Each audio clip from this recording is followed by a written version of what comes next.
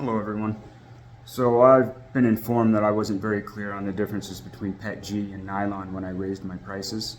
The main difference is the cost of material. Nylon's about twice as expensive, and I can't print it in-house.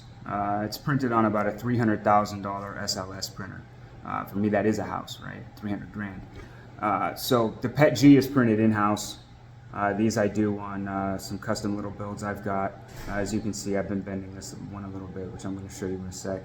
And then this is the nylon one. It's SLS printed. The finish is just, they're super clean. They're printed with powder, no supports needed. It's quite the process. This is a prototype, printed quick and dirty, so this isn't representative of my work anyway, but you get the idea. So you can see when you bend it, it loses integrity. Turns white. The outer layers are starting to come apart from the inner layers a little bit, and if I do that enough, it's going to break. It's pretty easy to bend and flex. Oh, there you go. It just snapped. The layers separated just like that. Bending it towards itself isn't as bad. Oh no, that broke too. So PETG it's decent. It's somewhat flexible, but it will separate on layers, as you can see, if given enough, stress. And can just snap if abused. Nylon, on the other hand, is it's a lot harder to bend.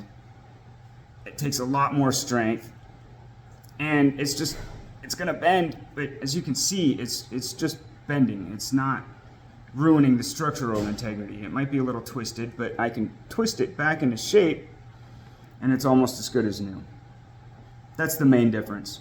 Nylon is just much stronger. It's able to be dyed, so I can do fades, before I was only able to do stripes, and that's all based on layer orientation. So now we'll take a look at a body, get you some close-ups. This kind of stuff happens because of support material being up against it when you print it. As you can see, there's this line also. That's a seam from the printing, but also there was, I think, some support material up against this and this area here. Underneath, support material attaches along these bottom edges here and under these lips, and it's just, as you can see on the inside also, it's not as clean. I do sanding. I take a torch to these two and get rid of little hairs before I ship them out, but there's some post-processing done, and plus it takes time on my printers and I have to do the whole process. This is an SLS body. As you can see, there's some fuzz on it. It's a little rougher texture, but there's no support needed for this stuff because the powder that's not melted together is the support for the print. And so everything is just super clean on these. You can see the difference there is just night and day. That's the reason that the nylon is more expensive. It's stronger, but the materials also cost a lot more. The finish is much cleaner also.